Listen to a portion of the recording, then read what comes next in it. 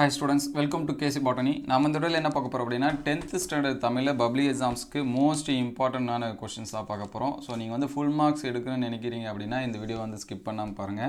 So first of all இதுல சொல்லி இருக்க கூடிய क्वेश्चंस எல்லாமே skip பண்ணாம படிச்சுங்க. நீங்க வந்து ஒரு 100க்கு 90 above உங்களால ஃபுல்லா ஸ்கோர் பண்ண முடியும். சோ வந்து இது எல்லாமே ரொம்ப முக்கியமான क्वेश्चन. எக்ஸாம்ஸ்ல என்ன மாதிரியான क्वेश्चंस வந்து கேட்பாங்களோ அந்த மாதிரியான क्वेश्चंस தான் கொடுத்திருக்கு. சோ அதுக்கு உங்க புத்தகத்தை எடுத்துங்க. ஒவ்வொரு இயலா என்னென்ன क्वेश्चंस வந்து படிக்கணும், எதுக்கு பிரைமரியான இம்பார்ட்டன்ஸ் வந்து கொடுக்கணும் அப்படின்னு சொல்லிட்டு பார்ப்போம். அதுக்கு முன்னாடி ஒரு லைக் அண்ட் சப்ஸ்கிரைப் பண்ணுறேங்க.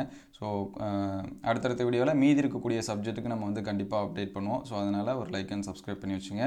ஃபஸ்ட்டு இயல் 1 எடுத்துக்கங்க. ஸோ இதில் வந்து குருவினா ஃபர்ஸ்ட் கொஷின், வேங்கு என்பதை தொடர்மொழியாகவும் பொதுமொழியாகவும் வேறுபடுத்தி காட்டுக. இந்த கொஷின் ரொம்ப முக்கியம், அது வந்து படிச்சிருங்க.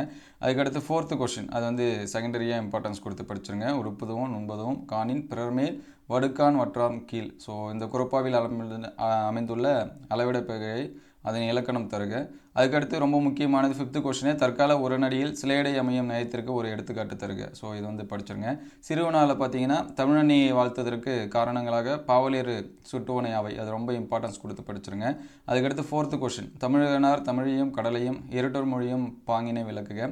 அதுக்கடுத்து நெடுவினால 2வது கொஸ்டின், தமிழின் சொல்வளம் பற்றியும் புதிய சொல்லாக்கத்திற்கான தேவை குறித்தும் தமிழ் மன்றத்தின் பேசுவதற்கு உரை குறிப்புகளை எழுதுக. அதுக்கடுத்து இயல் 2 எடுத்துங்க. ஸோ இதில் வந்து இயல் 2ல் குருவினா பார்த்தீங்கன்னா வசன கவிதை குறிப்பழகு. ஸோ இது வந்து ரொம்ப முக்கியமான கொஷின், இதை வந்து நோட் பண்ணி வச்சுங்க. அதுக்கடுத்து தண்ணீர் குடி தயிர் குடம் ஆகிய தொகைநிலை தொடர்களை விரித்து எழுதுக, தொடரில் அமைக்க. இதுவும் ரொம்ப முக்கியமானது. அதுக்கடுத்து 5th கொஸ்டின் வந்து செகண்டரி இம்பார்ட்டன்ஸ் கொடுத்து படிச்சிருங்க. மால் பொருளும் இலக்கண குறிப்பு தருக. ஸோ இது வந்து செகண்டரியாக இம்பார்ட்டன்ஸ் கொடுத்து படிங்க. ஸோ ரவுண்ட் பண்ணி இருக்கிறதெல்லாம் ஃபஸ்ட்டு பிரைமரி, அதை வந்து படிக்கலைன்னா இம்பார்ட்டன்ஸ் கொடுத்து படிச்சிருங்க.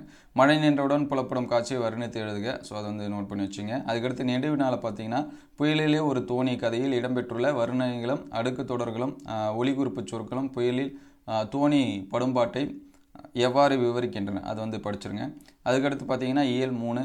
ஸோ இயல் 3ல் குருவினா விருந்தினரை மகிழ்வித்து கூறும் முகமுகன் சொற்களை எழுதுக. ஸோ இது இம்பார்ட்டன்ஸ் கொடுத்து படிச்சிருங்க. அதுக்கடுத்து குருவினாலே 4வது கொஸ்டின் பார்த்தீங்கன்னா இரடி பொம்மல் பெருகுவீர் இத்தொடரை உணர்த்தும் பொருளை எழுதுக. அது வந்து படிச்சிருங்க.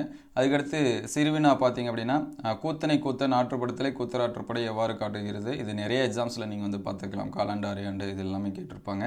அதுக்கடுத்து நினைவிடாமல் பார்த்தீங்கன்னா உங்கள் இல்லத்துக்கு வந்த உறவினருக்கு நீங்கள் செய்த விருந்தோம்பலை அழகுரை விவரித்து எழுதுக. ஸோ இது வந்து 3rd கொஸ்டின்ஸ் வந்து படிச்சிருங்க. அதுக்கடுத்து இயல் 4 எடுத்துக்கங்க. ஸோ 4வது இயலில் குருவினா பார்த்தீங்கன்னா 3, 4 மருத்துவத்தில் மருந்துடன் அன்பும் நம்பிக்கையும் மாற்றும் பாங்கினை எழுதுக. உயிர்கள் உருவாகி வளர ஏற்ற சூழல் பூமியில் எவையான பரிபாடல் வழி அறிந்தவற்றை குறிப்பிடுக. அதுக்கடுத்து சிறுவினா பார்த்தீங்கன்னா மாளாத காதல் நோயாளன் போல் எனும் தொடரில் உள்ள ஓமை சுட்டும் செய்தி விளக்குக.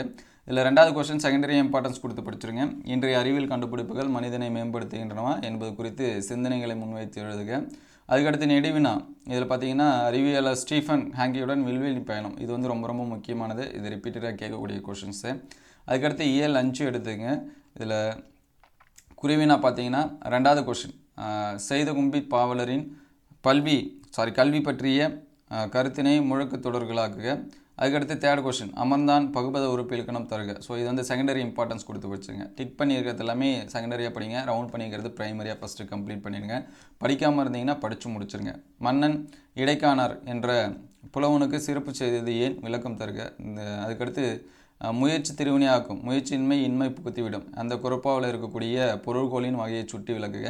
நெடுவினா பார்த்தீங்கன்னா இறைவன் புலவர் இடைக்காடன் குரலுக்கு செவியாய்த்த நிகழ்வை நயத்துடன் எழுதுக. இது வந்து படிச்சிருங்க. அதுக்கடுத்து இயல் 6வது இயலில் பார்த்தீங்கன்னா குருவினா ஃபர்ஸ்ட் கொஸ்டின்ஸ் வந்து ரொம்ப இம்பார்ட்டன்ஸ் கொடுத்து படிச்சிருங்க. காட்டில் விளைந்த வரையில் சமைத்த உணவு மழைக்கால மாலையில் சூடாகி உண்ண சுவை மிகுந்திருக்கும் இத்தொடரில் அமைந்துள்ள முதற் பொருள் கருப்பொருட்களை வகைப்படுத்தி எழுதுக. அதுக்கடுத்து பார்த்தீங்கன்னா சிறுவினாவில் ஃபர்ஸ்ட் கொஸ்டின், வைத்தியநாதிபதி முருகன் குழந்தையாக அணிந்திருக்கும் அணிகலன்களுடன் செங்கிரை ஆடிய நயத்தை விளக்குக. நெடுவினால் பார்த்தீங்கன்னா ஃபஸ்ட்டு, இது ரொம்ப முக்கியமானது, நெகிழி பிழைகளின் தீமையை கூறும் பொம்மலாட்டம் உங்கள் பள்ளியின் ஆண்டு விழாவில் நிகழ்த்தப்படுகிறது, அதற்கு பாராட்டுரை ஒன்றினை எழுதுக. ஸோ இது வந்து ரொம்ப முக்கியமான கொஷின்ஸு. அதுக்கடுத்து இயல் 7. ஸோ இதில் பார்த்தீங்கன்னா குருவினா பாவசர் வாசவர் பல்நினை விளைஞர் உமனர் சிலப்பதிகாரம் காட்டும் வணிகர்களின் யாவர். அதுக்கடுத்து செகண்டரி இம்பார்ட்டன்ஸாக மெய்கிருத்தி பாடப்படுவதன் நோக்கம், வறுமையிலும் படிப்பதன் மீது நாட்டம் கொண்டவர் மாப்போசி என்பதற்கு சான்று தருக.